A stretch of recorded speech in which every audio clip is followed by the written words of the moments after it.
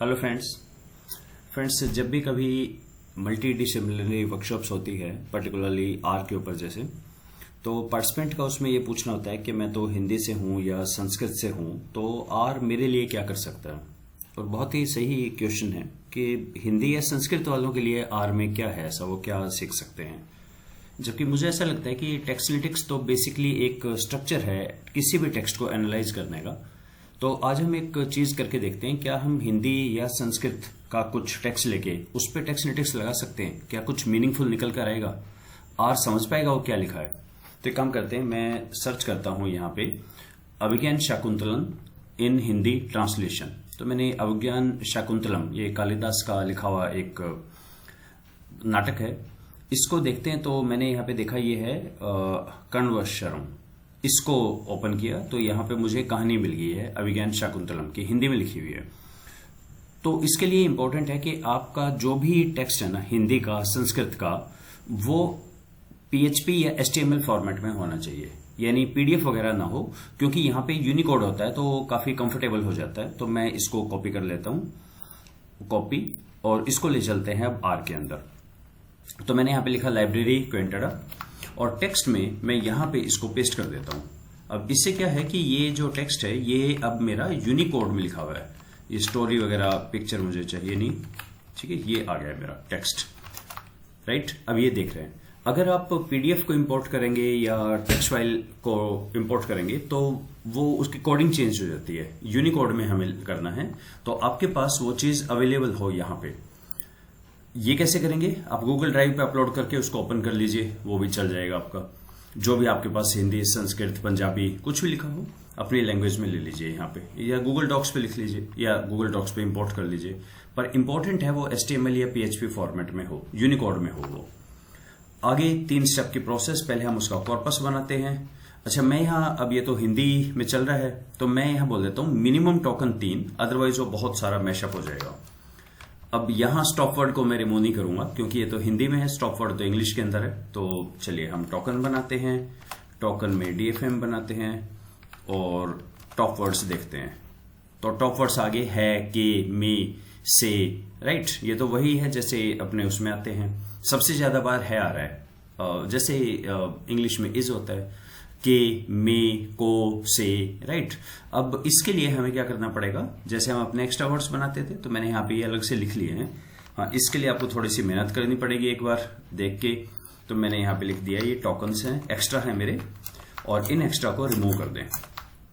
तो ठीक है, अभी भी में आ रहा है शायद, राजा शकुंतला कर अपने पुत्र, ठीक है, मेरे ख्याल से कुछ हो गया है। तो अब मैं अपने इसको कर लेता हूँ कंसोल को लेफ्ट साइड पे, क्योंकि मुझे अब देखना होगा थोड़ा सा यहाँ पे प्लॉट पहले का कुछ है तो साफ कर लेते हैं हम इसे। और यहां से हम चलते हैं quentada.xplot और इसका वर्ड क्लाउड बना दे। तो ये वर्ड क्लाउड बन गया है। राजा शकुंतला बहुत ज्यादा बार है, कोर में भी, पुत्र 7, दुष्यंत, फिर ऋषि अंगूठी, ऋषि शाप, ठीक है, ये सारा चल रहा है। अब क्या हम इतना बड़ा जो नाटक है इसमें टेक्स्टलिटिक्स लगा सकते हैं? बिल्कुल लगा सकते हैं। सेंट टॉपिक पे चलते हैं और प्लॉटली विजुअलाइजेशन के लिए तो इसका है एलडीए। जो टोकन मैंने बनाया था वो मैंने, ये जो टोकन बनाया था ना यहाँ पे, टोकन को मैंने इसमें डाल दिया और फिट कर देते हैं और प्लॉट द वर्ड्स।